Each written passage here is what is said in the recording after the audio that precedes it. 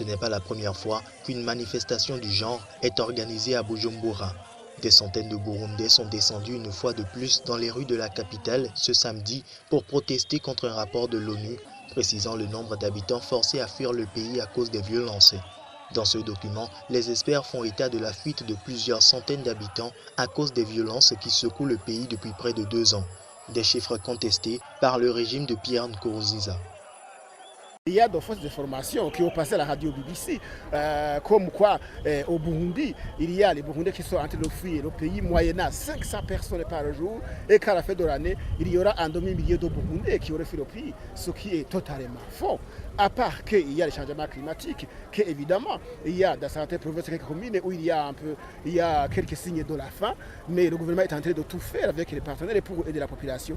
Bujumbura s'insurge contre ces chiffres sans donner les siens et continue de parler de complot international.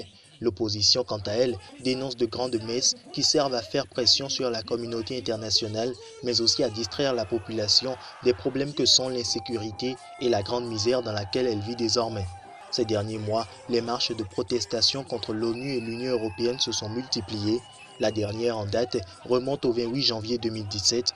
Plusieurs milliers de personnes étaient alors descendues dans les rues de la capitale burundaise pour protester contre une résolution du Parlement européen qui appelait le Conseil de sécurité de l'ONU et la Cour pénale internationale à enquêter sur la crise qui déchire le pays depuis avril 2015.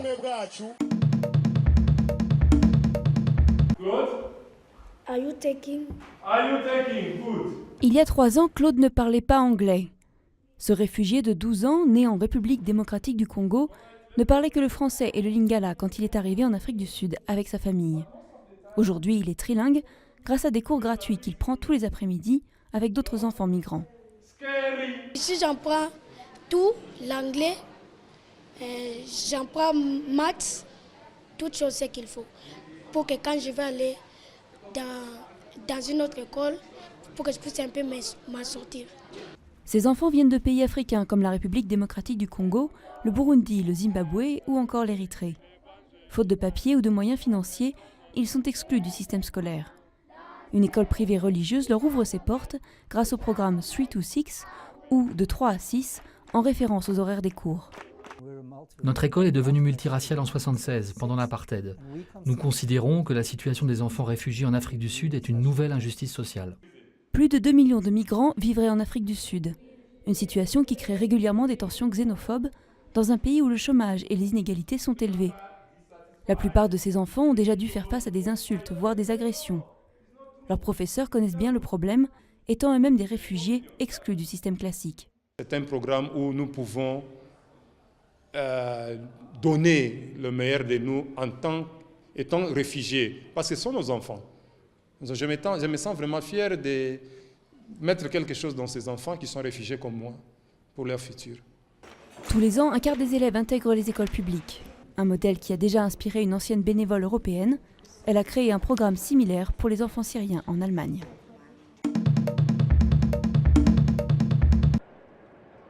Sous les plafonds de la gare centrale de New York, l'éclairage n'est pas vraiment digne d'un défilé de mode.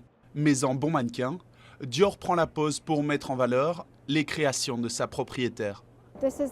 C'est un bandana en cachemire pur confectionné pour notre collection hiver-printemps.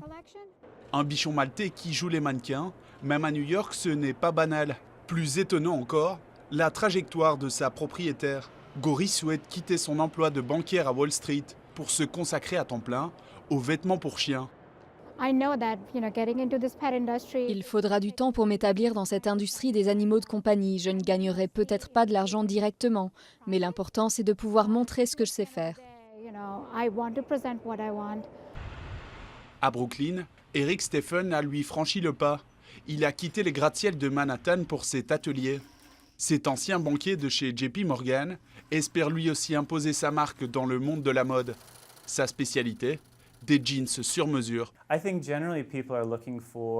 Beaucoup de gens cherchent à donner plus de sens à leur vie. Le travail est axé sur cette quête. Il ne s'agit pas seulement de voir l'argent s'accumuler sur un compte bancaire, mais je pense que c'est aussi important pour les gens de trouver un sens à ce travail.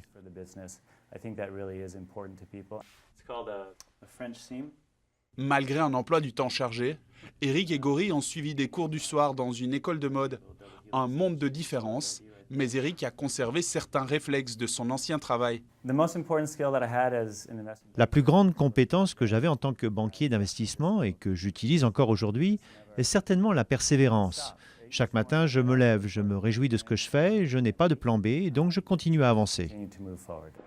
Eric et Gori espèrent bien que leur persévérance permettra à leur création de briller dans le monde difficile de la mode, rapidement et sur de vrais podiums si possible.